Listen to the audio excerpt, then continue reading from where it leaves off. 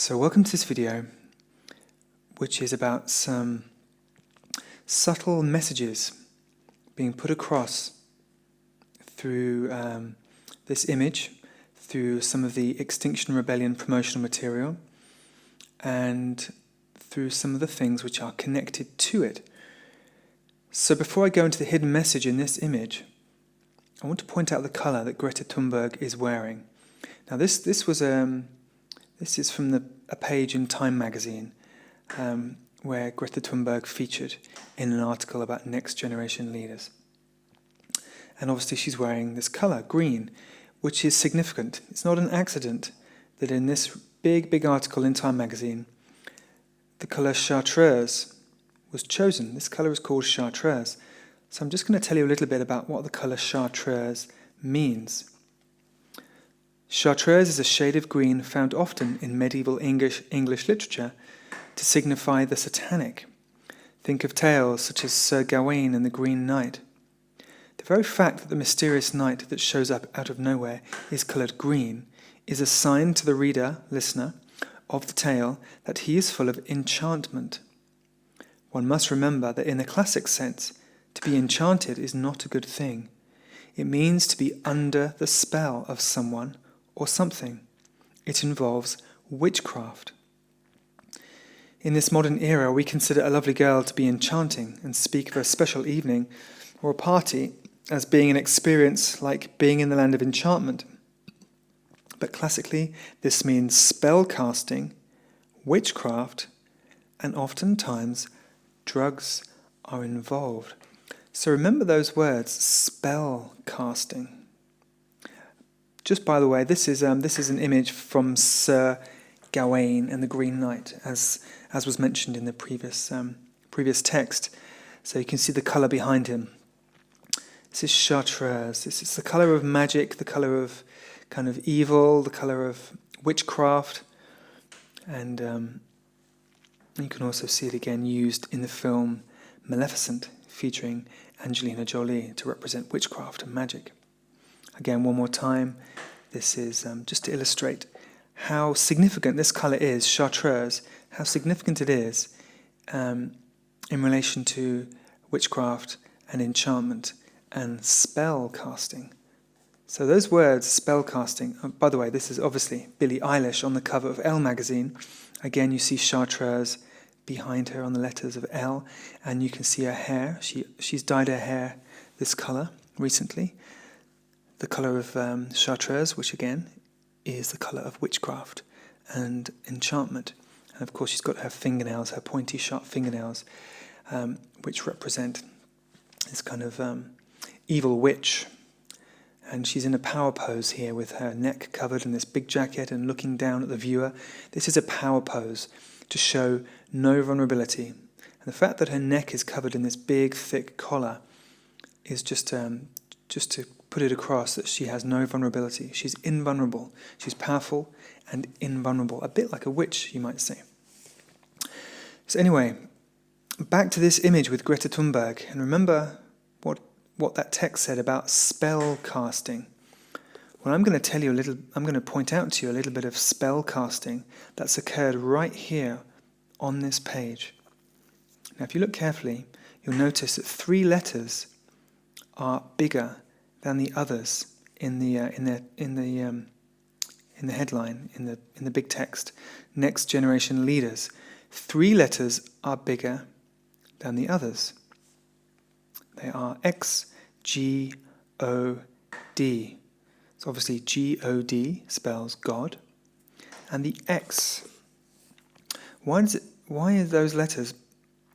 Why have they been emphasized? Because you have to remember, or you have to understand, should I say, that the subconscious takes in this information, even though we might not consciously notice emphasis or subtle changes in text or even in people's voices or in images. We pick it up subconsciously. So these messages go to a subconscious part of us where they might just bypass the conscious part of our mind. So X-G-O-D, X, God. Well, what does X mean? We know all these little windows that pop up when you go to a website and you want to close the window. you click on the X, don't you? So X means you get rid of something. X means you cancel something out. If you crossed it out, let me show you. So there we have G-O-D. Okay, so if I just, excuse me, if I introduce an X in, say, Chartreuse, well, what am I doing? X, G-O-D. See, I'm crossing out God. I'm cancelling out God. I'm invalidating God. So the fact that this message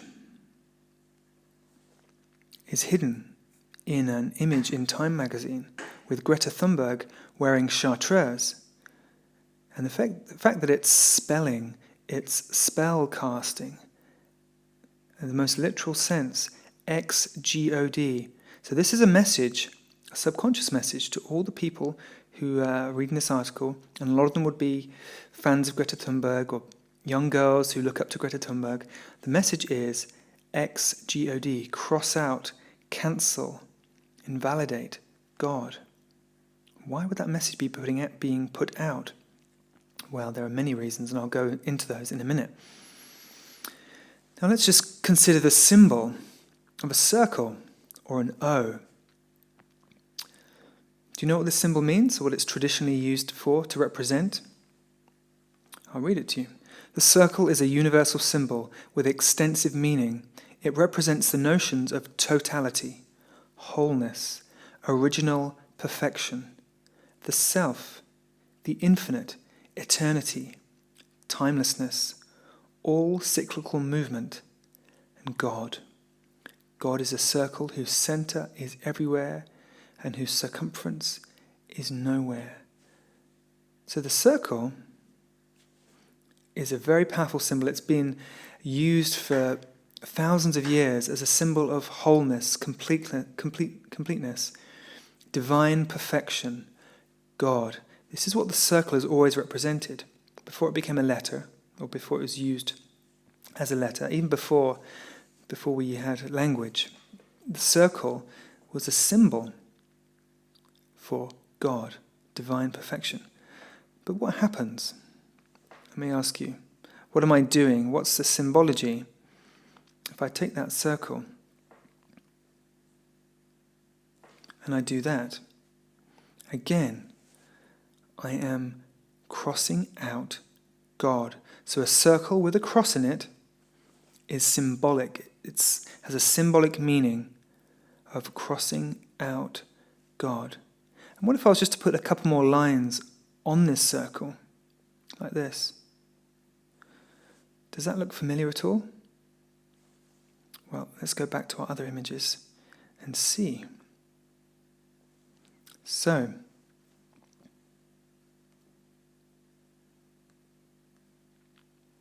again, there we go. We have a circle with a cross in it.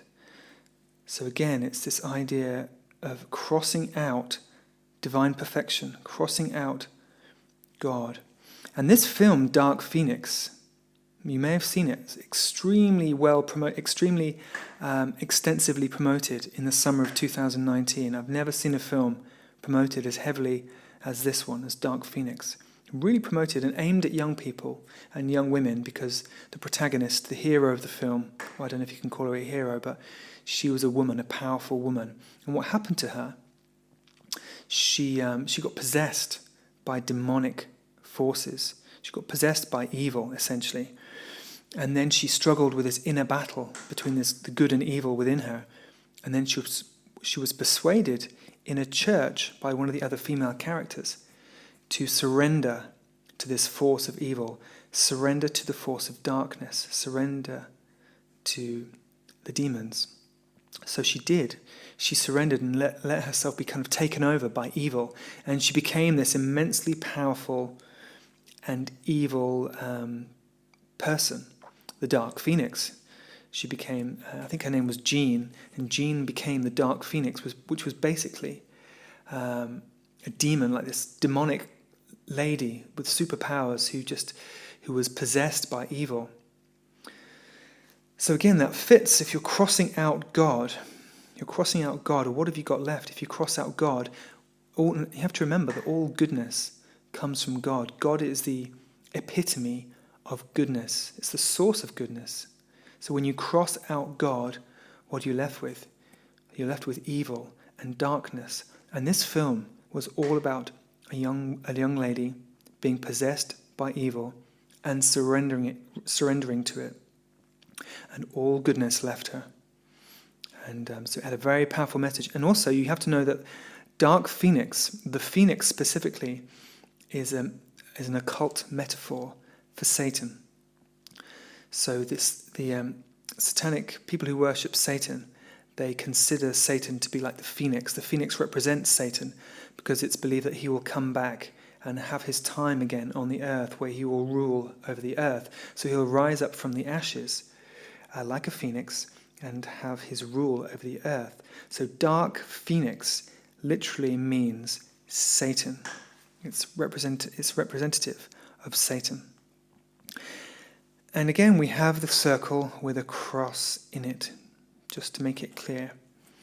And there's another interesting message here, which you may not have noticed, but it's ex-men. So just like we had ex-God in the Greta Thunberg article, here we have ex-men. And now I know this is a franchise of movies which has been going for a long time.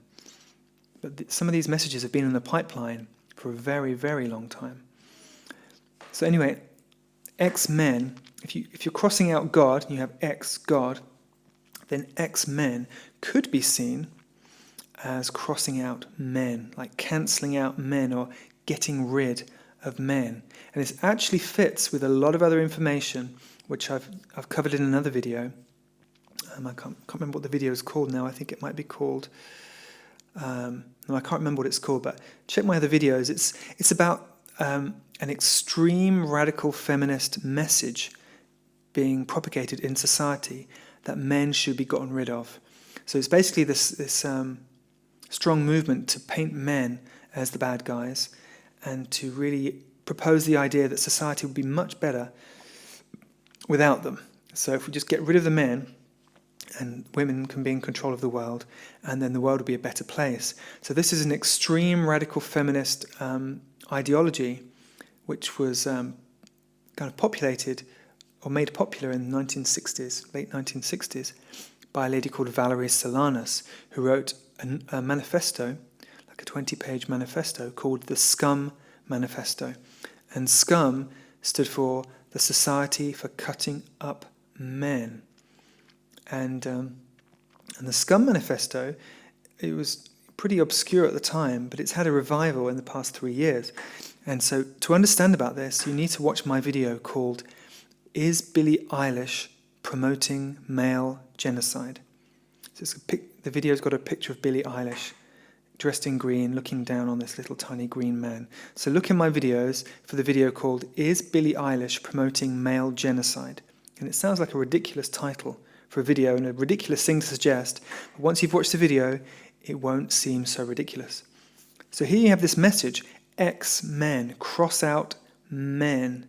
And like I say, if you think that's just a silly thing to say, then watch the Billie Eilish video I told you about, and you'll see that it is actually a message which is being propagated quite widely in society at the moment, that society would be better off without men, because they're just basically messing it all up and destroying the planet, and so on and so forth.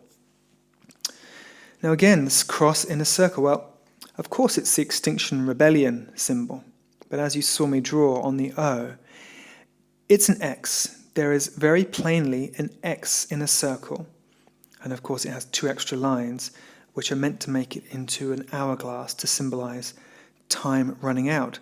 But if you consider Greta Thunberg and the message ex-God and Extinction Rebellion are very, very closely tied with Greta Thunberg, and they're essentially putting out the same message as Greta Thunberg, and she's seen as their kind of leader, their hero. And you've got a circle with an X in it, and of course two extra lines. But again, the imagery that Extinction Rebellion use is full of death. There's so much black and images of people lying dead in the streets doing die-ins, and there's images of people kind of carrying coffins down the street which say "Our Future" on the coffin, and you see people standing in town centres wearing black with nooses around their neck. It's like a protest. It's meant to be a symbolic protest about the earth dying and what's going to happen to all the people. But Extinction Rebellion use very, very dark and deathly imagery. And it puts death in the mind of the people who see these images. And these images have been kind of broadcast far and wide during the last year because of Extinction Rebellion have got a lot of publicity. So it's just putting the idea of death in people's minds. And again, this symbol, the circle with a cross in, and of course the two extra lines. So this is the symbol, Extinction Rebellion's logo. And again, look at the colour. It's chartreuse, the colour of enchantment and spell casting. And it's interesting, as I will show you. Again, chartreuse is often used with black. If you just remember back to the other images, especially the ones with Maleficent, that chartreuse and black together are often used in these to symbolize witchcraft. So the black is like darkness, evil, and the chartreuse symbolizes magic and witchcraft. So look, so obviously chartreuse is used quite a bit. Look at all Extinction Rebellions. I didn't type in chartreuse. I just typed in Extinction Rebellion and clicked on one of the posters, and all the posters I got were these colours, chartreuse. So you see it's a kind of lighter yellowy green. And again, chartreuse and black. And these, I didn't go looking for green posters. I just typed in Extinction Rebellion, clicked on one of the posters, and I just got loads of their green and black, or should I say chartreuse and black posters. So again, a lot of the language they use, a lot of the language that Extinction Rebellion uses, powerful language like extinction, everyone gone forever. It's putting ideas. See, witchcraft and spellcasting is about putting ideas in people's minds. And it's usually fearful ideas. In fact, it's always fearful ideas. Because fear is a powerful force for evil. So you can control people with fear. That's what you need to understand. Fear is a mechanism for controlling people. And witchcraft is all about power over others. So it's really important to understand this, that when you make people afraid, when you intentionally make people afraid, you have power over them. You are making them smaller, making them kind of at your mercy, because you know what you're doing. And if they don't know what you're doing, and they're unaware of the agenda to make them afraid, and they become afraid, then you have power over them. So witchcraft and enchantment is all about having power over somebody else. Again, more posters in chartreuse. And look, I just typed in Extinction Rebellion, okay? That's all I did. I typed in Extinction Rebellion and I clicked on images. That's all I did. And this is the first page. Look how often chartreuse is used. I did not search for chartreuse. I just typed in Extinction Rebellion. And this is the first page. And look how commonly chartreuse and black are used together. Again, the second page of searching, I just scrolled down, I took a screenshot. Chartreuse and black. See, look at all these images. And it's this chartreuse, it's this kind of light yellowy green. It's not a dark kind of earthy green, it's a light yellowy green. It's called chartreuse, and as I read to you, it's all about witchcraft and enchantment. So why on earth, or could we consider that this whole movement of Extinction Rebellion has an ulterior agenda to spread fear? Because a lot of people have been aware of the doom-mongering and the spreading of fear, and the effect it's had on young people especially. If you generate enough fear, and especially in young people, then you can encourage them to act in a certain way and do certain things and kind of join your movement. Fear is a very powerful way to get people to join you and to kind of get on your side, especially if you tell them that you have solutions. And so, of course, there's all these young people very, very afraid because of the fear-mongering that Extinction Rebellion have been doing very intensively in the last year. There's a lot of young people very afraid, and they want a solution. They are desperate for a solution because they are told that time is running out. And they've had images put in their head, like of all these people staging die-ins where they all lie on the floor, pretend to be dead. All the young people, and especially there's another one actually called The Blood of Our Children, where blood was thrown all over the streets and people wrote in blood, or in fake blood, sorry, people wrote blood of our children in red. And so young children seeing this, seeing these images, seeing the news and seeing all these images of dead people lying around and seeing blood on the streets where it said blood of our children, and if you're a child and you see blood of our children written on the streets in blood, you are going to be afraid, very afraid for your future. So the massive, massive fear agenda, or powerful fear-mongering effect from all the imagery that Extinction Rebellion have been putting out and all the messages Extinction Rebellion have been putting out, it's all about fear.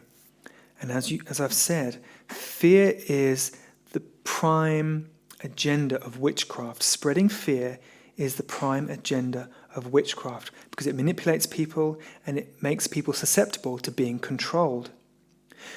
So what if all these young people who have been receiving these messages, what if they're being controlled? What if they're being kind of shepherded into a certain way of seeing the world, a certain idea of what needs to be done?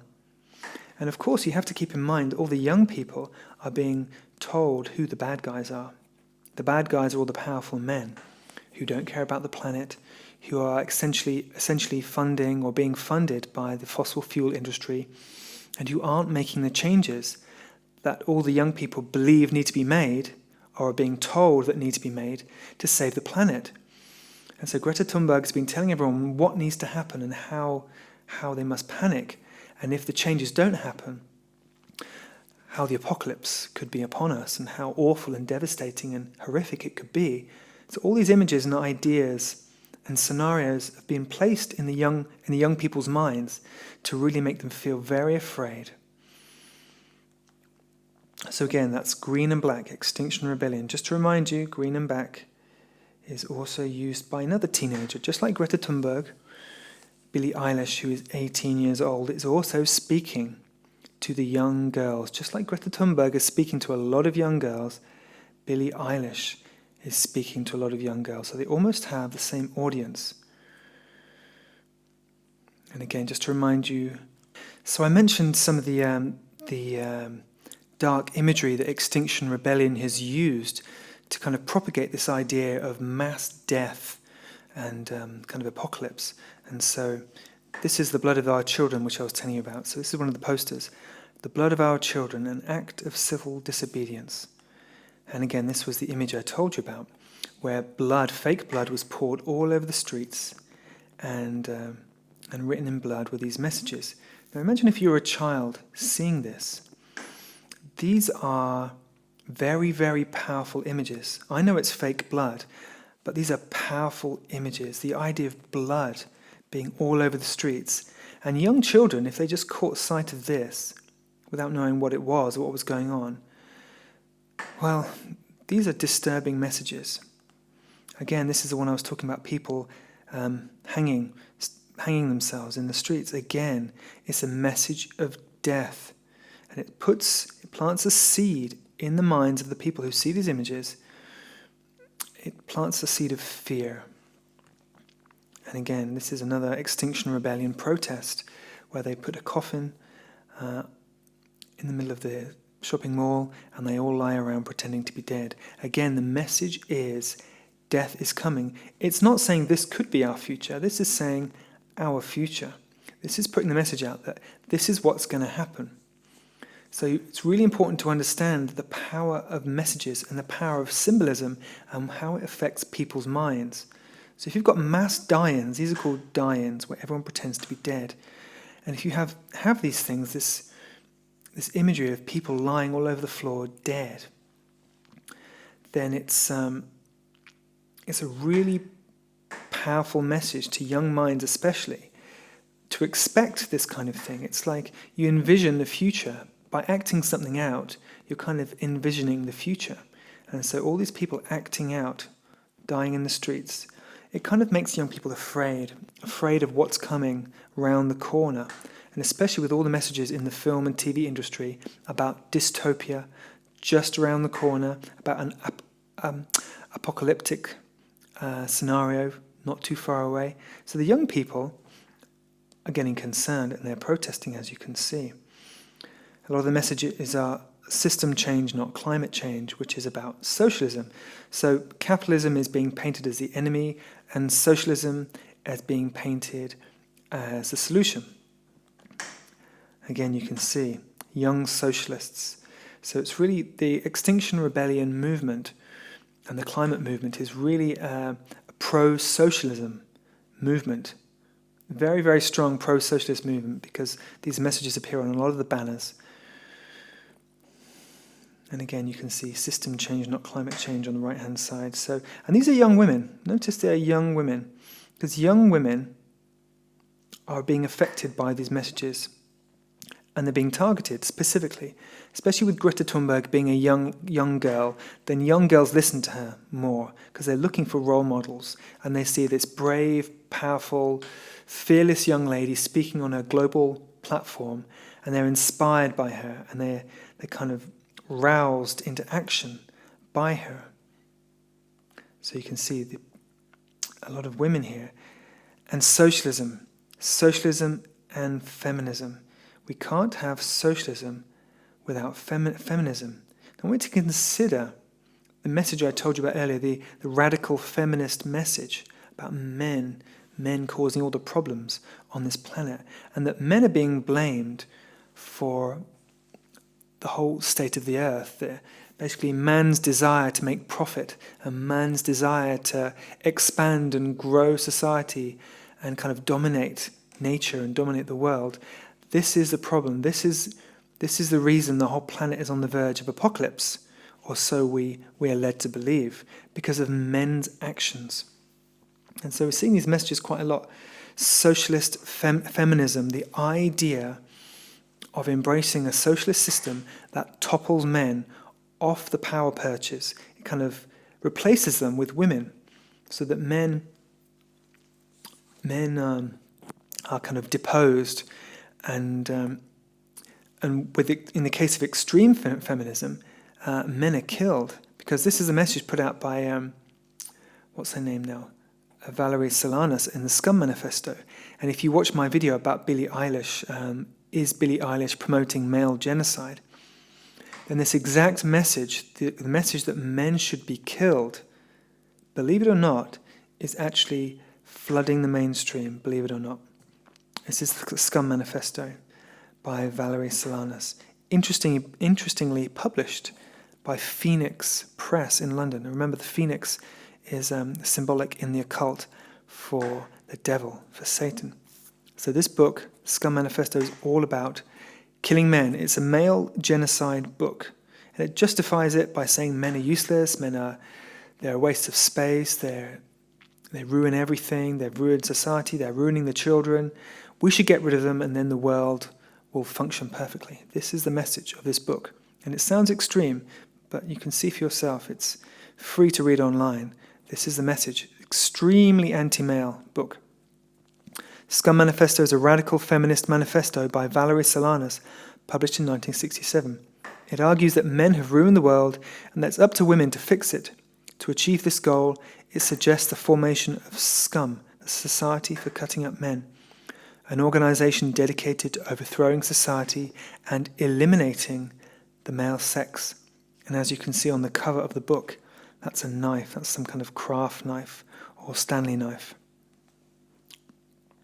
So again, this idea of feminism has been taken to the extreme. Feminism, extreme feminism or radical feminism is about women are superior to men, and men obviously aren't capable of being in positions of power because they just destroy the planet and they're just completely consumed by greed.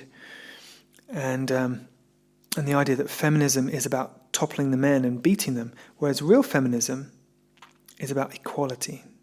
Now, it's important to remember this. Real feminism is about equality. You can't have a good system which oppresses one sex.